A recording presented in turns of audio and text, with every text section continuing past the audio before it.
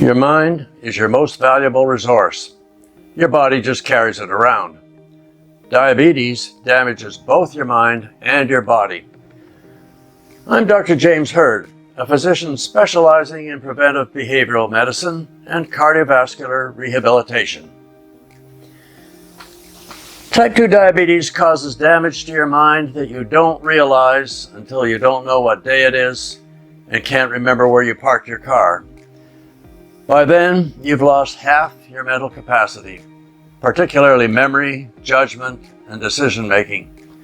That makes you no longer even aware that cognitive decline is a problem you could deal with. We're talking about intelligence, memory, action, reaction, executive control. Memory and quick recall are the most obvious. Measurements of intellectual executive control show the greatest loss in brain function. It's often difficult to get things started reversing type 2 diabetes. Gradual loss of cognitive function makes it difficult for some people with type 2 diabetes to even appreciate their mental situation.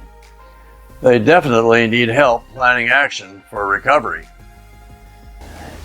Fortunately, intellectual decline is not an inevitable part of aging.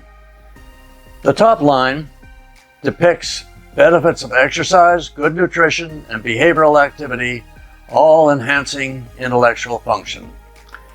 However, intellectual skills commonly decline about 20% by age 60.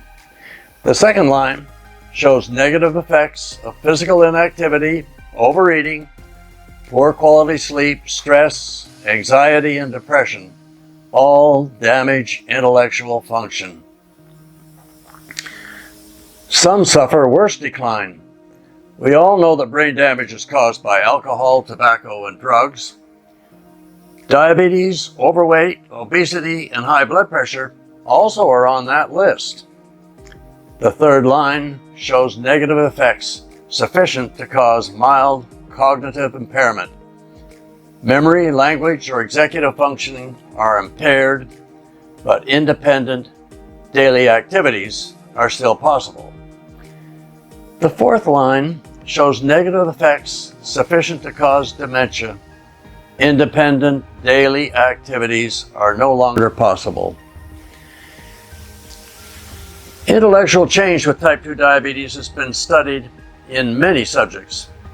In a typical clinical study, subjects with no diabetes, depicted in the triangle at the far left side of the figure, had no change in mental function during a follow-up of 20 years.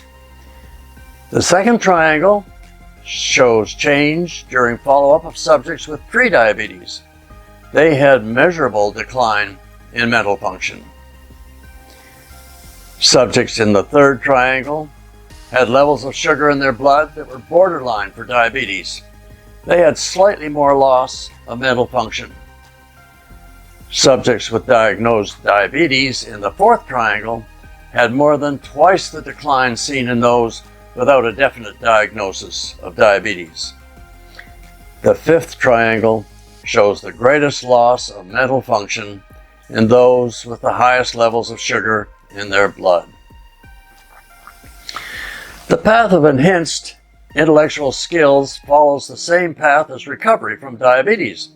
That's positive action to improve physical, nutritional, and behavioral fitness. Recovery from type 2 diabetes not only restores good health, it enhances intellectual skills.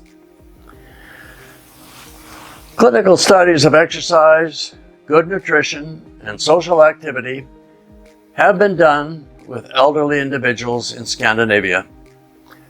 Results after 2 years showed that exercise training, nutrition advice, and social support improved cognitive function.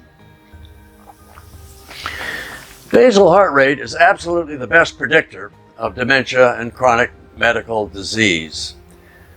With no other influences, specialized cells in pacing regions of the heart keep it beating at about 100 beats per minute.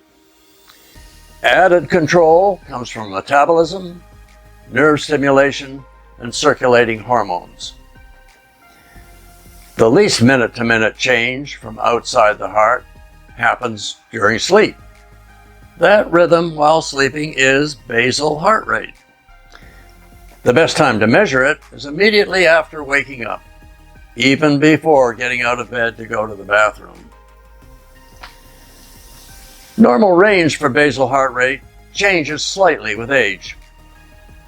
People at any age with basal heart rate above 80 beats per minute have a poor outlook for health. About twice the risk for chronic disease and dementia as those below 65 beats per minute. Moderate physical activity and calorie restraint are basic to lowering basal heart rate. To find out if something is affecting basal heart rate, measure it 5 days in a row and calculate the average. After 3 weeks, do it again and compare the average values. A difference of 5 beats per minute indicates 20% change, improvement or regression in physical and mental function. Improving physical, nutritional, and behavioral fitness all combine to decrease basal heart rate, just like they all increase HDL cholesterol. The effect of everything is to halt intellectual decline and improve recovery from type 2 diabetes. If you would like to participate in our type 2 diabetes recovery program, you should sign up online. After you sign up, you will be asked to register and supply a few points of data concerning date of birth, smoking history, height, weight, blood sugar, and daily injections of insulin. During our first call to you, we will establish secure communication links for reporting and reviewing results, starting with fasting blood sugar, basal heart rate, and body weight. Then I will call you to ask about your medical history with type 2 diabetes. Also, we will discuss details of your goals and objectives for recovery from diabetes. In addition, we'll set up an action plan for recovery. There's no charge for this service as long as you continue to report on a regular schedule and continue to work towards recovery from diabetes. We are dedicated to helping people recover from type 2 diabetes and maintain good health using telehealth technology.